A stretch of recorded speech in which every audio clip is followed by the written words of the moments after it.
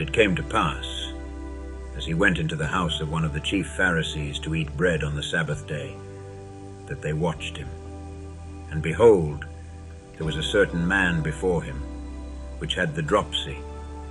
And Jesus answering spake unto the lawyers and Pharisees, saying, Is it lawful to heal on the Sabbath day?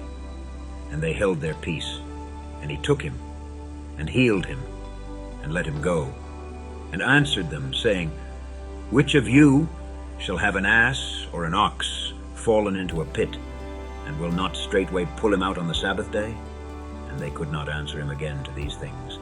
And he put forth a parable to those which were bidden, when he marked how they chose out the chief rooms, saying unto them, When thou art bidden of any man to a wedding, sit not down in the highest room, lest a more honorable man than thou be bidden of him.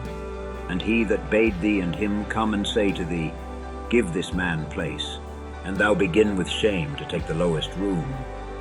But when thou art bidden, go and sit down in the lowest room, that when he that bade thee cometh, he may say unto thee, Friend, go up higher. Then shalt thou have worship in the presence of them that sit at meat with thee.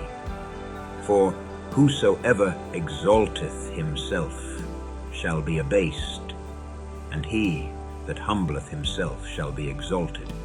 Then said he also to him that bade him, When thou makest a dinner or a supper, call not thy friends, nor thy brethren, neither thy kinsmen, nor thy rich neighbors, lest they also bid thee again, and a recompense be made thee.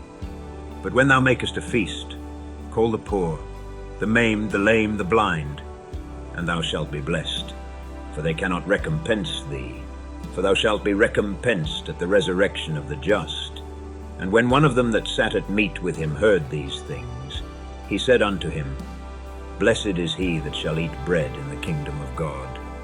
Then said he unto him, A certain man made a great supper, and bade many, and sent his servant at supper time to say to them that were bidden, Come, for all things are now ready. And they all with one consent began to make excuse. The first said unto him, I have bought a piece of ground, and I must needs go and see it. I pray thee have me excused. And another said, I have bought 5 yoke of oxen, and I go to prove them. I pray thee have me excused. And another said, I have married a wife, and therefore I cannot come. So that servant came, and showed his lord these things. Then the master of the house, being angry, said to his servant, Go out quickly into the streets and lanes of the city, and bring in hither the poor and the maimed and the halt and the blind.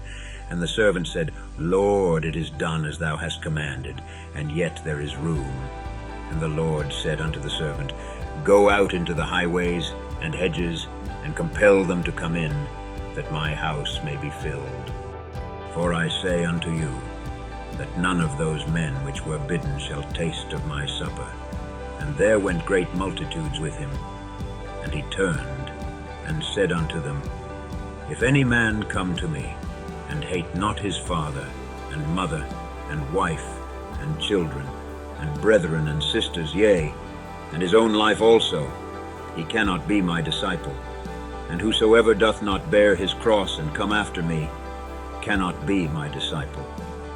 For which of you, intending to build a tower, sitteth not down first and counteth the cost, whether he have sufficient to finish it?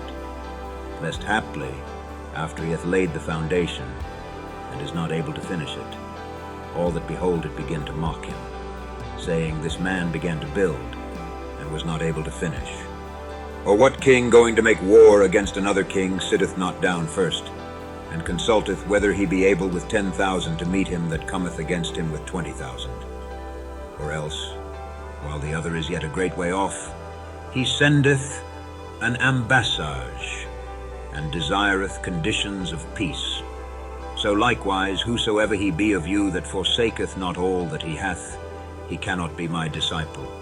Salt is good, but if the salt have lost his savour, wherewith shall it be seasoned?